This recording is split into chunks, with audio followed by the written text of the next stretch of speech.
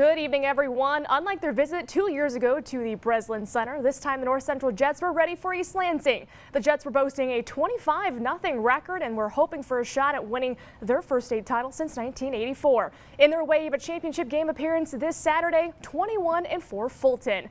It was a blackout by the North Central fans who traveled down to East Lansing to see their Jets absolutely dominate the first half. The Jets found lots of real estate in the paint in the first 16 minutes. Troy Etberg gets the layup for the Jets, and they're on the scoreboard. And that's a credit to Adam Mercer for scouting out Fulton.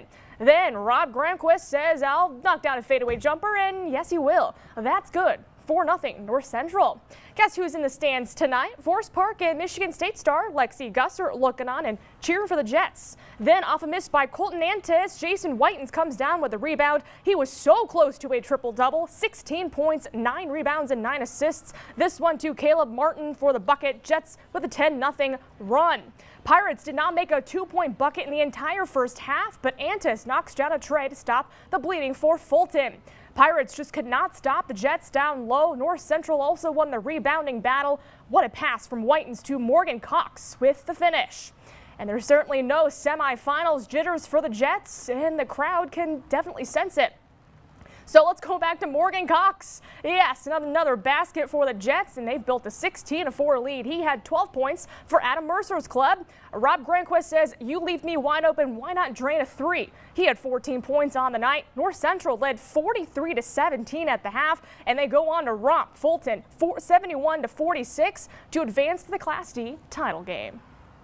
It's just to throw that first punch, and I was happy with our defensive effort to start the game. We were limited to one shot of possession, and also outside shots. We were forced them to about 20-25 feet, and they were chucking, and we were getting defensive rebounds and going in transition. So game plan worked 100% in that first 8 minutes of the game, and we were able to get that big lead that we kept the whole game.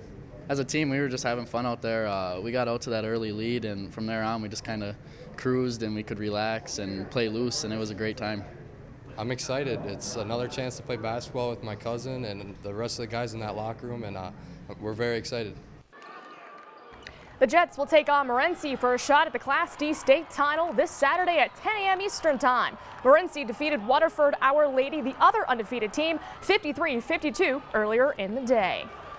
The Basketball Coaches Association of Michigan announced their girls basketball all-state teams today, and the only UP player in Class A that was mentioned was Marquette's Hunter Vitola. In Class B, Houghton Sydney Dillinger and Gladstone's Alexis St. Cyr make the honorable mention list. Negauni's Alita Johnson and Calumet's Lexi Rowe from the recent championship team are in Class C, while Negauni's Adina Anderson and Gwen's Ellie Olsen are on the honorable mention list.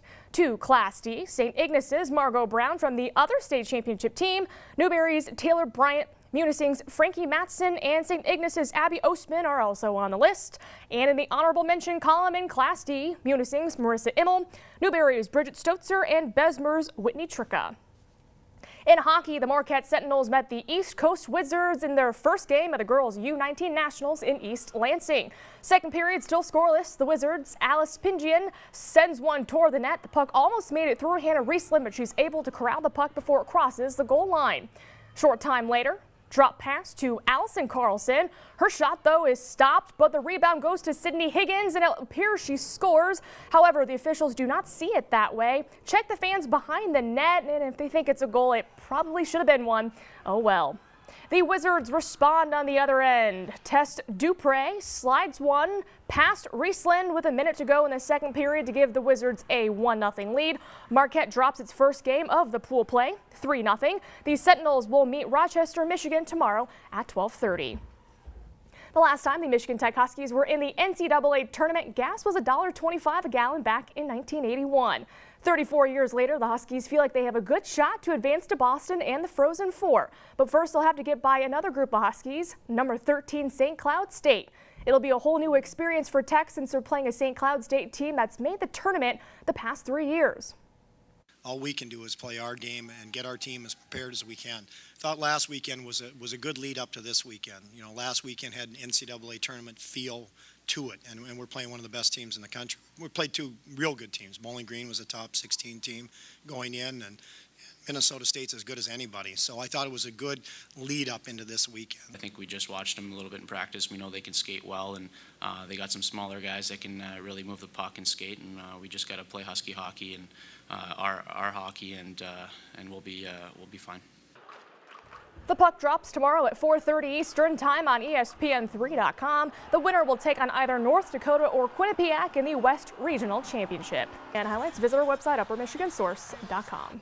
And again, North Central looking really good tonight. Yes, they are, and I think they got the draw. They kind of won it in the finals in Morenci, not Waterford, because when I was watching that game, Waterford has a bunch of height down low in the paint, and Morenci kind of more of a guard-oriented team. So they're very speedy. They can shoot a lot of jumpers. So that kind of plays into the hands of North Central. They can play fast as well. So we're hoping for a good game and hopefully a win in Class D this Saturday. That was a close game between them, though, 53-52. Yeah, it came down to 3 free throws, and the guy from Waterford just couldn't make it to tie the game. So they lost by 1 point. So just a thriller in that one. You can have Mike Ludlam stay down there for a couple of days for the championship then? Yeah, we'll have him there, and he's also going to be there for some more Marquette girls hockey. So hopefully hoping for some wins this weekend. Busy downstate for us. Yeah, it is.